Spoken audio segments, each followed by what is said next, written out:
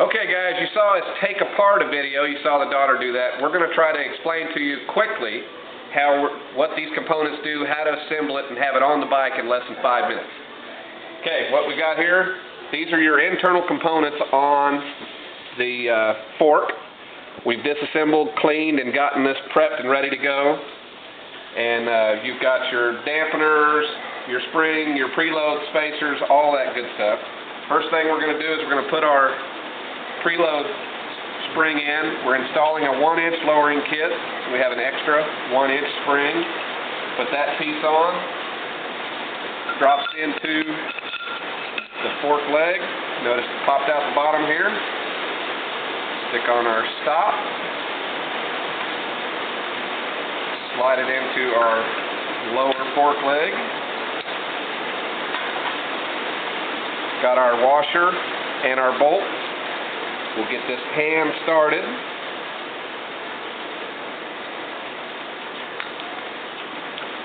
See if we can get lucky here. Yep. Get that put on there. Alright, here we go. We're going to tighten this up. Now I'm going to also redo this once we get it in the bike. Okay, I'm pulling pressure on the inner leg to make it hold resistance. Sometimes you got to push. There it goes.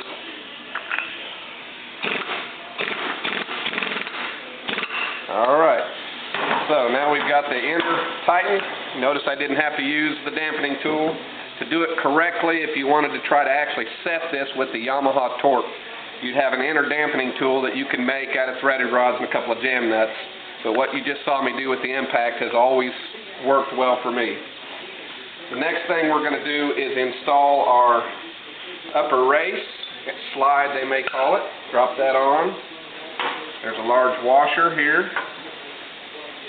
We'll drop that on. Now you'll notice my homemade slide tool. We're going to drive that inner dampener into place.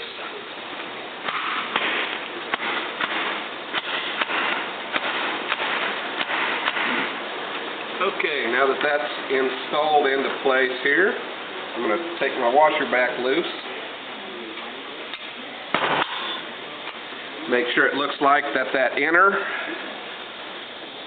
race we just did is flush with the components inside the fork, which it looks like it is. Once that's good, drop that back on. We have our oil seal. We're going to put the oil seal with the writing up. There's two sides.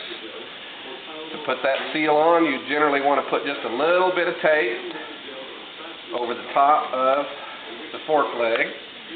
That'll help protect the seal. So get the seal slid down. It usually doesn't take a whole lot of pressure. We'll go ahead and finish tapping it into place. Okay.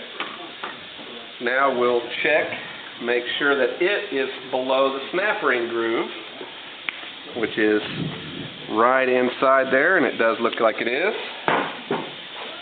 Then we'll drop the retaining ring in.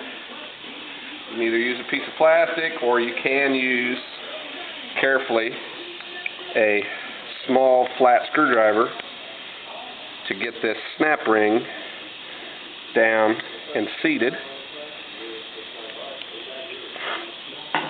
Okay, next thing is the dust seal.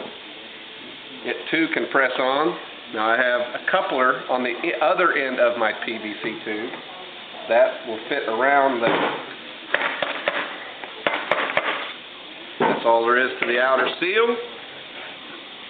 So our preliminary fork leg is together here.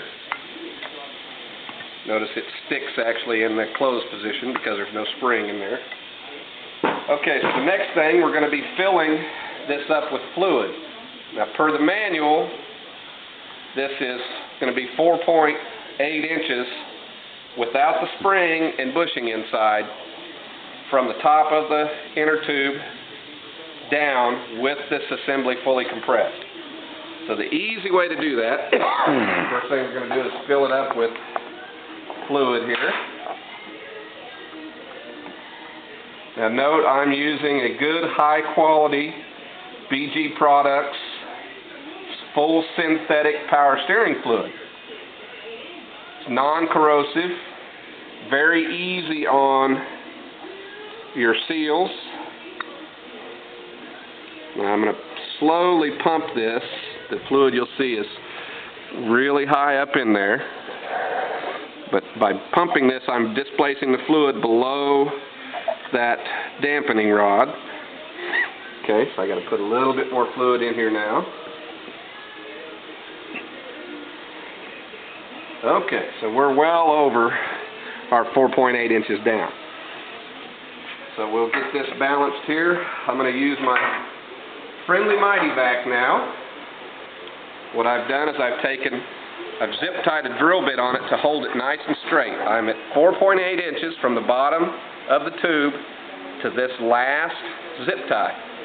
So I'm going to hold this down in the fork to that zip tie.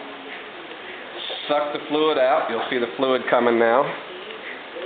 Then here in a minute, we're going to have this thing start. Yep. Okay, so you can double check your work there with a tape measure. Since we're going for 4.8, I'm going to stick this in to 5 3/4, just slightly below that.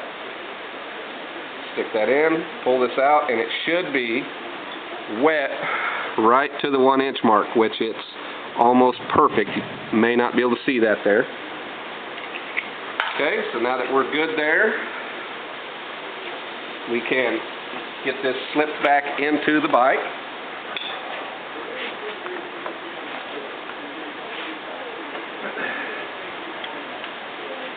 I'm going to flush this with the triple tree and tighten up our retaining bolts.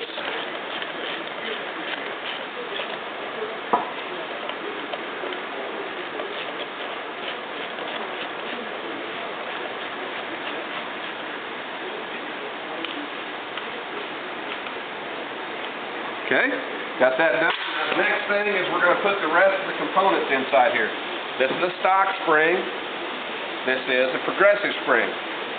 Notice the difference.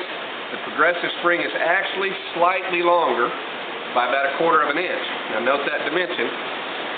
We also lowered the forks internally by 1 inch. So I have taken and cut off 1 1/4 inches. You remember the 1/4 inch extra length the spring is? And we lowered it 1 inch. So 1 1/4 inches I have cut off of our preload tube so that we can have the same amount of preload as the factory had. The next step is going to be to take and lower the spring into place with the tight windings up. Be careful when you drop that in there. Now there is a washer that you'll drop in to put between the spacer and the spring. Now, if you remember earlier, that spacer was sticking up approximately the same amount on these forks when we started and we had that taken apart. Now that I've got that, I'm going to go ahead and put the rest of the fork together.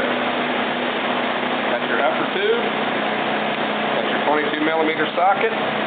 Push down, get it started, make sure it's square. Just carefully work the throttle. That's tight.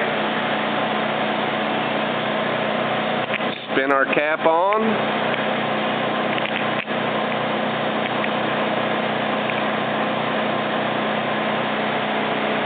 Go back through one more time. Double check that our lower bolt is tight. I'm going to go ahead and do the other one that I did earlier.